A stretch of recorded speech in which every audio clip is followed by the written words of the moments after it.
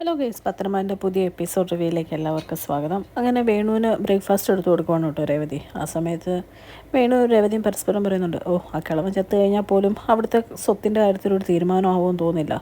സ്വത്തുക്കളെല്ലാം ആദർശന് കൊടുക്കും എന്നുള്ള രീതിയിലല്ലേ കിളവൻ പറഞ്ഞേക്കുന്നത് എന്ന് ചോദിക്കുക. അതേം രേവതി ചോദിക്കുന്നുണ്ട്, അല്ല അങ്ങനെ പറഞ്ഞാലും അങ്ങനെയൊക്കെ ചെയ്യാൻ പറ്റുമോ എന്ന് ചോദിക്കുകയാണ്. അപ്പം വേണു പറയാണ്, ഒരിക്കലും അങ്ങനെ ചെയ്യാൻ പറ്റുകയില്ല. പക്ഷേ അനന്തമൂർത്തിയുടെ സ്വത്തുക്കൾ എന്താണെന്നോ ആ സ്വത്തുക്കൾ എവിടെയാണ് ഉള്ളതെന്നോ ആ വീട്ടിലെ ഒരു സ്ത്രീകൾക്കും വലിയ പിടുത്തമില്ല. പക്ഷെ അതൊക്കെ അറിയാവുന്നത് ആദർശിൻ്റെ അച്ഛനും അതുപോലെ തന്നെ അനിയനുമാണ്. അവർക്ക് അത്രയും പിടുത്തമുള്ള സ്ഥിതിക്ക് അവരെല്ലാം ഒറ്റക്കെട്ടായിട്ട് നിന്ന് ആദർശനും നയനയ്ക്കും എല്ലാം കൊടുക്കുന്നതിൽ ഒരു വിരോധമില്ല എന്ന് പറഞ്ഞുകൊണ്ടിരുന്ന ചിലപ്പോൾ നമ്മുടെ പണി പാടും. നമ്മുടെ മോളെ പറഞ്ഞാൽ മതിയല്ലോ, അവളൊരു അഹങ്കാരിയായിപ്പോയി. അല്ലെങ്കിൽ അനിയനെ എങ്ങനെയാലും സ്നേഹിച്ച് വശത്താക്കാൻ വേണ്ടി നോക്കുകയല്ലായിരുന്നോ. ഇത് കേൾക്കുമ്പോഴേക്കും രേവതി പറയുവാണ്, അതിന് അവനെങ്ങനെ സ്നേഹിക്കാനാ, അവനിപ്പോഴും ആ നന്ദു എന്ന് പറഞ്ഞുകൊണ്ട് നടക്കുമല്ലേ, അതിനിപ്പോൾ നമ്മുടെ മോളെ കുറ്റം പറഞ്ഞിട്ട് കാര്യമുണ്ടോ എന്ന് ചോദിക്കും കേട്ടോ. ഇത് കേൾക്കുമ്പോൾ വേണു പറയാണ്, കുറ്റവും കുറവൊന്നും ആരെയും പറഞ്ഞിട്ട് കാര്യമില്ല. അതൊക്കെ നോക്കിക്കൊണ്ടിരുന്ന് കഴിഞ്ഞ് കഴിഞ്ഞാൽ അവസാനം അവളെ പിടിച്ച് പുറത്താക്കി കഴിഞ്ഞ് കഴിഞ്ഞാൽ ഒന്നും മേടിക്കാണ്ട് കൈയും വീശി നമ്മളിങ്ങ് പോരേണ്ടി വരും. ഇപ്പം ആകെ അവിടെ സപ്പോർട്ടുള്ളത് അവളുടെ വല്യമ്മയും അവളുടെ അമ്മായിമ്മയാണ്. അവർ സത്യങ്ങൾ അറിഞ്ഞു കഴിഞ്ഞാലത്തെ അവസ്ഥ നിന്നോട് ഞാൻ പറഞ്ഞു തരേണ്ട കാര്യമില്ലല്ലോ. പിന്നെ ആൾക്കൂടെ ചെയ്യാൻ പറ്റുന്നത് എങ്ങനെയെങ്കിലും അനിയനെ സ്നേഹിച്ച് വശത്താക്കുക, എന്നിട്ട് ആ ആണുങ്ങളെല്ലാം അടിച്ച് 4 വശത്തേക്ക് തിരുത്തിക്കുക. അങ്ങനെ തെറ്റിക്കഴിഞ്ഞ് കഴിഞ്ഞാൽ സ്വത്തുക്കൾ പിന്നെ അവർ ഭാഗം വെക്കണമെന്ന് ഉറപ്പായിട്ടും പറയും. അത് ചെയ്യാനാണ് നമ്മൾ നോക്കണ്ടേ എന്ന് പറയും കേട്ടോ. പിന്നെ കാണിക്കുന്ന കനകേനെയാണ്. കനക ഇങ്ങനെ നന്ദൂൻ്റെ കാര്യോടത്ത് ആകെ വിഷമിച്ച് ഒരു ജോത്സ്യനെ കാണാൻ വരുവാണ് കേട്ടോ. എന്നിട്ട് പ്രശ്നം വെച്ച് മക്കളുടെ കാര്യമൊക്കെ ചോദിക്കുവാണ്. ജോത്സ്യൻ്റെ പ്രശ്നം വെച്ചിട്ട് നവ്യയുടെ കാര്യം നോക്കിയിട്ട് പറയാണ്, അത് വലിയ കുഴപ്പമില്ല, ഇങ്ങനെ തട്ടിയും മുട്ടിയും അങ്ങ് ജീവിച്ചു പോകും, അത്രേ പറയാൻ പറ്റുള്ളൂ ആ കുട്ടിയുടെ ജീവിതത്തെ പറ്റി എന്ന് പറയും കേട്ടോ. അത് കഴിയുമ്പോഴത്തേക്കും പറയുന്നത് നയനയുടെ കാര്യമാണ്. നയനയുടെ പറയുന്നുണ്ട്, കാര്യം കല്യാണം നിങ്ങൾ പ്രതീക്ഷിച്ച പോലെ ഒന്നും അല്ല നടന്നത്. പക്ഷേ അത് എന്തായാലും നല്ല ഒരു ജീവിതത്തിൻ്റെ തുടക്കം തന്നെ ആയിരിക്കും. അവർ വളരെ കാലം സന്തോഷമായിട്ട് സമാധാനമായിട്ട് ഒരുമിച്ച് ജീവിക്കും എന്ന് പറയും കേട്ടോ. അത് കഴിയുമ്പോൾ ജോത്സ്യൻ ചോദിക്കുകയാണ്, എന്തായാലും ഇളയ മോളുടെ കാര്യം നോക്കാൻ വേണ്ടിയിട്ടല്ലേ വന്നേ, അതൊന്ന് നോക്കട്ടെ എന്ന് പറയും കേട്ടോ. എന്നിട്ട് നന്ദുവിൻ്റെ കാര്യം നോക്കുവാണ് പ്രശ്നം വെച്ച്. അത് കഴിയുമ്പോൾ ചോദിക്കുന്നുണ്ട്, ആ കുട്ടി ആരെങ്കിലുമായിട്ട് പ്രണയത്തിലായിരുന്നോ എന്ന് ചോദിക്കും കേട്ടോ. അപ്പോഴേക്കും കനക ഇല്ല എന്നിങ്ങനെ പറയുവാണ്. അപ്പോൾ ജോത്സ്യൻ വീണ്ടും ചോദിക്കുകയാണ്, ഇല്ലേ? അപ്പോഴേക്കും പറയും, അങ്ങനെ ഒരു പ്രണയം ഉണ്ടായിരുന്നു തിരുമേനി, പക്ഷേ ആ ചെറുപ്പക്കാരൻ്റെ വിവാഹം കഴിഞ്ഞു എന്ന് പറയുക. അപ്പോഴേക്കും തിരുമേനി വീണ്ടും ഒന്നുകൂടെ പ്രശ്നം വെച്ച് നോക്കിയിട്ട് പറയുകയാണ്, ഇതെന്താ ഇങ്ങനെ? എന്നാലും നിങ്ങൾ പറഞ്ഞതനുസരിച്ചാണെങ്കിലും വിവാഹം കഴിഞ്ഞെങ്കിലും അവർ തമ്മിൽ ഒന്നിക്കാൻ വേണ്ടി തന്നെയാണ് ദൈവത്തിൻ്റെ യോഗം കാണുന്നത്. 1 വർഷത്തിനുള്ളിൽ അവർ തമ്മിൽ ഒന്നിക്കുകയും ചെയ്യും എന്ന് പറയും കേട്ടോ. ഇത് കേൾക്കുന്ന കനകയാകെ ഞെട്ടിപ്പോവാണ്. ആ സമയത്ത് ജോത്സ്യം പറയുന്നുണ്ട്, നിങ്ങൾ ആ ചെറുക്കൻ്റെ വിവാഹം കഴിഞ്ഞു എന്ന് പറഞ്ഞുകൊണ്ടാണ് ഞാൻ വീണ്ടും നോക്കിയത്. പക്ഷേ ഞാൻ പ്രശ്നത്തിൽ കണ്ട കാര്യമല്ലേ എനിക്ക് പറയാൻ പറ്റുള്ളൂ എന്ന് പറയും കേട്ടോ. അപ്പോഴത്തേക്കും കനക പെട്ടെന്ന് പറയുകയാണ്, അത് നടക്കാൻ പറ്റില്ല തിരുമേനി, അതെന്ത് ചെയ്താലും നടക്കാൻ പറ്റത്തില്ല എന്ന് പറഞ്ഞ് ആകെ ടെൻഷൻ അടിച്ച് വെപ്രാളം അടിച്ച് പറയും കേട്ടോ. അത് കേൾക്കുന്ന ജോത്സ്യം പറയാണ്, നിങ്ങളിപ്പോൾ എന്നോട് പറഞ്ഞാൽ ഞാൻ എന്ത് ചെയ്യാനാ, ഞാൻ പ്രശ്നവശാൽ കണ്ട കാര്യം നിങ്ങളോട് പറഞ്ഞു, അതല്ലേ എനിക്ക് ചെയ്യാൻ പറ്റുള്ളൂ എന്ന് പറയും കേട്ടോ. അത് കഴിയുമ്പോഴത്തേക്കും ദക്ഷിണയൊക്കെ കൊടുത്തിട്ട് കനക അവിടെ നിന്ന് ഇറങ്ങാൻ വേണ്ടി തുടങ്ങുവാണ്. അപ്പോഴേക്കും ജോത്സ്യം പറയാണ്, ഞാനുള്ള കാര്യമാണ് പറഞ്ഞേ, അവർ വിവാഹിതരാണെങ്കിലും ഇപ്പോൾ ഇങ്ങനെയൊക്കെയാണ് കാര്യങ്ങളെങ്കിലും എന്തായാലും നന്ദുവിൻ്റെ വിവാഹം ആ ചെറുക്കനുമായിട്ട് തന്നെ നടക്കുമെന്ന് പറയും കേട്ടോ. ഇതിവിടെ കേൾക്കുമ്പോഴേക്കും കനക ആകെ വിഷമിച്ചിരിക്കുവാണ്. നേരെ വന്നിട്ട് നയനോട് എല്ലാ കാര്യവും പറയും കേട്ടോ. അപ്പം നയന പറയുന്നുണ്ട്, ജോത്സ്യർ ഇതുവരെ പറഞ്ഞു ഒന്നും തെറ്റിയിട്ടില്ലല്ലോ അമ്മേ, എൻ്റെ ആദർശേട്ടൻ്റെയും കാര്യം ഇപ്പം നവീച്ചയുടെ കാര്യമാണെങ്കിലും എന്നൊക്കെ പറയുമ്പോഴേക്കും കനക പറയാം, അതും എൻ്റെ ടെൻഷൻ എന്ന് പറയും കേട്ടോ. ഇതൊക്കെ കേട്ടോണ്ട് പെട്ടെന്ന് നന്ദു അങ്ങ് വരുവാണ്. അപ്പോൾ ഇവർ സംസാരിക്കുന്നതൊക്കെ നന്ദു കേൾക്കും കേട്ടോ. അപ്പോഴേക്കും നയന പറയുന്നുണ്ട്, എനിക്ക് അവളെ ഇതുവരെ കണ്ണെടുത്താൽ കണ്ടുകൂടാ, പക്ഷേ ഇങ്ങനെ കാര്യങ്ങൾ പോകുന്നെങ്കിൽ തിരുമേനി പറഞ്ഞ പോലെയൊക്കെ ആയെങ്കിലും വലിയ അത്ഭുതമൊന്നുമില്ല, പക്ഷെ അത് നമ്മൾ ഒരിക്കലും സമ്മതിച്ചു കൊടുക്കരുത് അമ്മേ എന്നൊക്കെ പറയും കേട്ടോ. അപ്പോഴേക്കും കനകയും പറയുകയാണ്, ഞാനും അത് തന്നെയാണ് മോളെ പറയുന്നത്, അനി ഇവിടെ വരുന്ന നമ്മളിനി ഒരുപാട് പ്രോത്സാഹിപ്പിക്കരുത്, എങ്ങനെയെങ്കിലുമൊക്കെ അവരെ ഒരുമിച്ച് തന്നെ ജീവിക്കട്ടെ, അതല്ലേ ആ കുടുംബത്തിലുള്ളവർക്ക് ഒരുപാട് സന്തോഷം. നന്ദൂട്ടൻ ഇനി അവിടെ വന്ന് കയറി കഴിഞ്ഞ് കഴിഞ്ഞാൽ ഇനി പറയേണ്ട കാര്യമുണ്ടോ? അല്ലെങ്കിലും നന്ദുവിൻ്റെ കാര്യം അറിഞ്ഞേ പിന്നെയല്ലേ ജാനകി മോളോട് ഇങ്ങനെ പെരുമാറാൻ തുടങ്ങിയത് എന്നൊക്കെ ചോദിക്കും കേട്ടോ. അപ്പോഴേക്കും നയന പറയാണ്, അതൊക്കെ ശരിയാ, പക്ഷേ അതുകൊണ്ടല്ലല്ലോ നന്ദു അവിടെ വന്ന് ഞങ്ങളുടെ കൂടെ അനുഭവിക്കാൻ പാടില്ല, ഇതെന്തായാലും നടക്കാൻ പാടില്ല. അതുമാത്രമല്ല ആ വീട്ടിൽ ആർക്കും അനിയുടെ ദാമ്പത്യ ജീവിതം തകർന്നു പോകുന്ന കാണാൻ ആഗ്രഹമില്ല. അനാമിയ ഇച്ചിരിയൊക്കെ പക്വത ഓർമ്മയുണ്ടെങ്കിലും അവളെ അവിടുന്ന് പുറത്താക്കണമെന്ന് ആരും ആഗ്രഹിക്കുന്നും ഉണ്ടാവില്ല എന്നൊക്കെ പറയും കേട്ടോ. എങ്കിലും കനക പറയാം, എന്നാലും എനിക്ക് പേടിയായിട്ട് മേലെ മോളെ. ആ ജ്യോത്സ്യം പറഞ്ഞു ഒന്നും ഇതുവരെ തെറ്റിയിട്ടില്ല. അപ്പോൾ അയാൾ പറഞ്ഞതനുസരിച്ചാണെങ്കിൽ ഇനി എന്തെങ്കിലുമൊക്കെ നടക്കുമോ എന്ന് ചോദിച്ചാൽ ആകെ വിഷമിച്ച് ടെൻഷൻ അടിച്ചിരിക്കും കേട്ടോ. ഇതെല്ലാം കേട്ടിട്ട് നന്ദു ആകെ സങ്കടപ്പെട്ട് ഇങ്ങനെ ആലോചിച്ച് അവിടെ ഒരു തൂണിൻ്റെ അവിടെ പോയി ഇങ്ങനെ നിൽക്കുവാണ് വെളിയിൽ.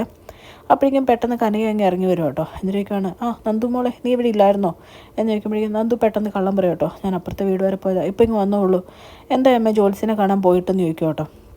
അപ്പോഴേക്കും പെട്ടെന്ന് കനകയ്ക്കും ടെൻഷൻ ആവുകയാണ്. നന്ദുവിനോട് ഇത് പറയാൻ പറ്റില്ലല്ലോ. കനക പെട്ടെന്ന് ഒരു കള്ളത്തരം പറയുകയാണ്, ആ ഒരു കുഴപ്പമില്ല മോളെ, നിനക്കിപ്പോൾ കല്യാണത്തിൻ്റെ സമയമാണെന്ന് പറഞ്ഞ് എത്രയും പെട്ടെന്ന് വിവാഹം നടത്തിക്കോളാൻ ജ്യോത്സ്യം പറഞ്ഞതെന്ന് പറയും കേട്ടോ.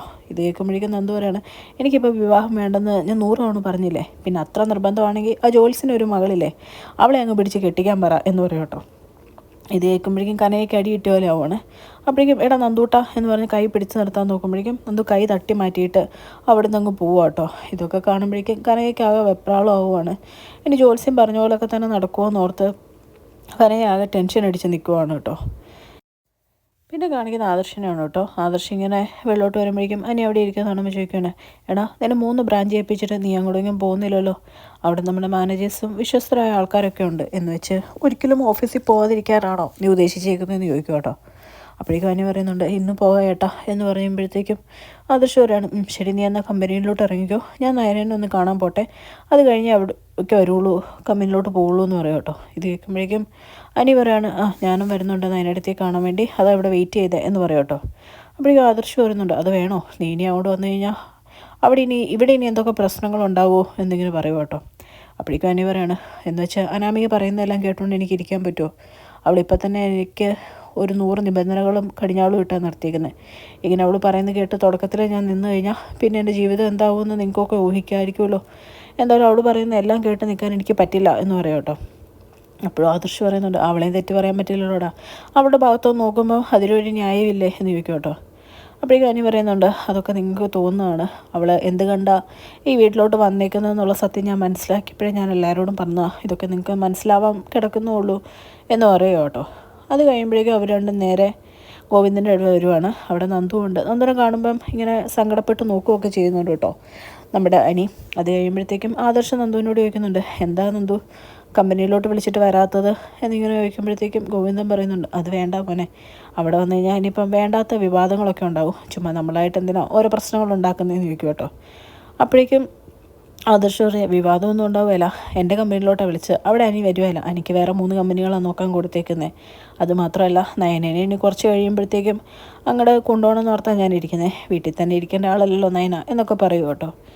അത് കഴിയുമ്പോഴത്തേക്കും നമ്മുടെ അനിയുടെ മുഖത്തോട്ട് നോക്കിക്കഴിഞ്ഞാൽ ആദർശനോട് നന്ദു പറയുവാണ് കേട്ടോ, ആ എന്നാലും വേണ്ട ആദർശേട്ടാ, ഇപ്പം വേണ്ട, കുറച്ച് കഴിഞ്ഞാട്ടെ എന്ന് പറയുമ്പോഴേക്കും ആദർശം അച്ഛനെ വയസ്സാം കാലത്ത് ബുദ്ധിമുട്ടിക്കാനാണോ ഉദ്ദേശിക്കുന്നതെന്ന് ചോദിക്കുമ്പം ഗോവിന്ദൻ പറയാണ്, മക്കൾ ഒരിക്കലും ഒരു ബുദ്ധിമുട്ടല്ല മോനെ, കുഴപ്പമില്ല, അവൾക്ക് എപ്പോഴാണെന്ന് വെച്ചാൽ ചെയ്യാൻ തോന്നുന്നത് അപ്പോൾ അവൾ തന്നെ സ്വന്തമായിട്ട് സമ്പാദിച്ച് ജോലി മേടിക്കട്ടെ, അവളുടെ ആഗ്രഹം പോലെ എന്ന് പറയും കേട്ടോ. അത് കഴിയുമ്പോൾ ആദർശ് ഗോവിന്ദനോട് ചോദിക്കുന്നുണ്ട്, അച്ഛനോടുള്ള ദേഷ്യമൊക്കെ പോയോ എന്ന് ചോദിക്കുമ്പോഴേക്കും ഗോവിന്ദൻ പറയുന്നുണ്ട്, അങ്ങനെയൊന്നുമില്ല അച്ഛൻ, അങ്ങനെയൊന്നുമില്ല മോനെ, എല്ലാ ദേഷ്യവും മാറി എന്നൊക്കെ പറയും കേട്ടോ. അത് കഴിയുമ്പോഴത്തേക്കും നന്ദുവിനോട് വീണ്ടും ഗോവിന്ദൻ ചോദിക്കുന്നുണ്ട്, എന്താ മോളെ ആദർശ് വിളിച്ചുകൊണ്ട് മോൾക്ക് കമ്പനി പോകണമെന്നുണ്ടോ എന്ന് ചോദിക്കുമ്പോഴേക്കും നന്ദു പറയാണ്, വേണ്ടച്ചാ അതൊട്ടും ശരിയാവുകയില്ല എന്നൊക്കെ പറയുവാണ്. പിന്നെ നയനെ കാണാൻ വേണ്ടിയിട്ട് അനി ആദർശം കൂടെ ചെല്ലുവാണ് കേട്ടോ. അപ്പോഴേക്കും നയന പറയുന്നുണ്ട്, അനി നീ ഇപ്പോൾ ഇവിടെ വരുന്നത് അനാമിക്ക് ഇഷ്ടമല്ലല്ലോ, പിന്നെ നീ എന്തിനാണ് വരുന്നത് എന്നിങ്ങനെ ചോദിക്കും കേട്ടോ. അപ്പോൾ അനാമിക്ക് ഇഷ്ടമില്ലെങ്കിൽ എനിക്കിവിടെ വരാൻ പാടില്ല ഏടത്തി, അങ്ങനെ നോക്കിക്കഴിഞ്ഞാൽ അവളുടെ ഇഷ്ടം മാത്രം നോക്കി വേണ്ട ഞാൻ ജീവിക്കാൻ, അതെന്നെ കൊണ്ട് പറ്റുമോ എന്നിങ്ങനെ ചോദിക്കും കേട്ടോ. അപ്പം നയനെ ഇങ്ങനെ അനാമികനെ സപ്പോർട്ട് ചെയ്ത് പറയുന്നുണ്ട്, ഇപ്പോൾ ആദർശേണ്ണ ഒരു പെൺകൊച്ചിന് ഇഷ്ടമാണ്, ആദർശേണ്ണും ആ പെൺകുട്ടീനെ ഇഷ്ടമാണെന്ന് അറിഞ്ഞു കഴിഞ്ഞാൽ ഞാൻ ആ പെൺകൊച്ചിനെ കാണുമ്പോൾ ഇതുപോലെ നല്ല രീതിക്ക് പെരുമാറുമോ, ഒരിക്കലുമില്ല, എനിക്കും ദേഷ്യവും അരിശവും ഒക്കെ വരില്ല ഇനി. അപ്പോൾ പിന്നെ എന്നെക്കാളും പ്രായവും പക്വതയും കുറഞ്ഞ അനാമിക ഇങ്ങനെയൊക്കെ പെരുമാറിയില്ലെങ്കിലല്ലേ അത്ഭുതമുള്ളൂ എന്ന് ചോദിക്കും കേട്ടോ. ഇതൊക്കെ കേൾക്കുമ്പോൾ അനി ഒന്നും മിണ്ടാതെ നിൽക്കുവാണ്. അത് കഴിയുമ്പോൾ നയന പറയുന്നുണ്ട്, ആദ്യമായിട്ട് അവളൊരു കത്ത് അയച്ചു കഴിഞ്ഞപ്പോഴേക്കും നീ എത്ര സന്തോഷത്തോടെയാണ് അവളെ തേടിപ്പോയത്, അതെനിക്ക് ഓർമ്മയില്ലേ എന്ന് ചോദിക്കും കേട്ടോ. അപ്പോഴേക്കും അനി പറയുന്നുണ്ട്, ഈ പറഞ്ഞതൊക്കെ ശരിയാണ്, പക്ഷേ ഒരു കാര്യം മനസ്സിലാക്കണം നിങ്ങളൊക്കെ, അവൾ എന്തുദ്ദേശത്തിന് അവിടെ വന്ന് കയറിയേക്കുന്നതെന്ന് നിങ്ങൾക്ക് ആർക്കും അറിയില്ല. അവൾ അച്ഛനൊരു കാറ് മേടിച്ചെന്നല്ലോ, അത് വിറ്റോന്ന് വരെ എനിക്ക് സംശയമുണ്ട്, ചുമ്മാ തള്ളയെല്ലാം എന്നിങ്ങനെ പറയും കേട്ടോ. ഇത് കേട്ടുകൊണ്ടൊക്കെ ആദർശം പറയുന്നുണ്ട്, അത് ശരിയാ, അവരുടെ കാര്യത്തിൽ എനിക്കും കുറേ സംശയമുണ്ട്, ചുമ്മാ കുറേ പൊങ്ങച്ചം പറഞ്ഞുണ്ടാക്കിയതൊക്കെ എന്നാണോ എന്നിങ്ങനെ പറയും കേട്ടോ. ഇതൊക്കെ കേൾക്കുമ്പോഴേക്കും നയന് ചോദിക്കുകയാണ്, അതിന് സ്വത്തം പറഞ്ഞൊന്നുമല്ലോ നിങ്ങൾ നോക്കുന്നത്, സ്നേഹിക്കുന്ന ഒരാളെയല്ലേ. അങ്ങനെ നോക്കി കഴിയുമ്പോൾ അവളെ തിരിച്ച് സ്നേഹിച്ച് കഴിഞ്ഞാൽ അവൾ നിന്നെ നല്ലപോലെ സ്നേഹിക്കും എന്ന് പറയും കേട്ടോ.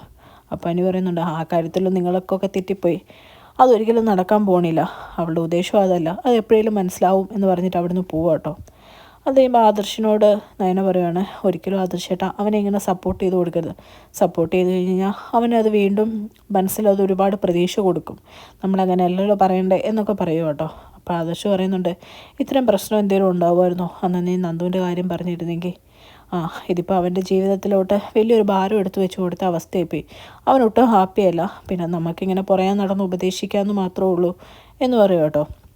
അപ്പോൾ നയന പറയുന്നുണ്ട്, നമ്മളും തുടക്കത്തിൽ ഇതുപോലെ ഒരുപാട് പ്രശ്നങ്ങളൊക്കെ ഉണ്ടായിരുന്നല്ലോ, എന്ന് വെച്ചിപ്പോൾ മാറിയില്ലേ, അതുപോലെ എല്ലാം മാറിക്കോളും ആദർശേട്ടാന്ന് പറയും കേട്ടോ.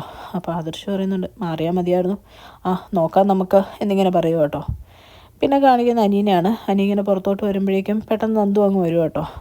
നന്ദു ചോദിക്കുന്നുണ്ട്, എനിക്ക് ചായ എന്തെങ്കിലും വേണോ എന്ന്. അപ്പോഴേക്കും വേണ്ട എന്ന് പറഞ്ഞിട്ട് അനി അവിടെ നിന്ന് അങ്ങ് തിരിച്ചു പോകും കേട്ടോ. പോയി കഴിയുമ്പോഴും അനിയും നന്ദു രണ്ടുതവണ പരസ്പരം തിരിഞ്ഞു നോക്കുവാണ്. രണ്ടുപേരും ഒന്നും മിണ്ടാതെ സങ്കടപ്പെട്ട് നിൽക്കുന്ന കാണിച്ചുകൊണ്ടാണ് കേട്ടോ ഇന്നത്തെ എപ്പിസോഡ് അവസാനിക്കുന്നത്.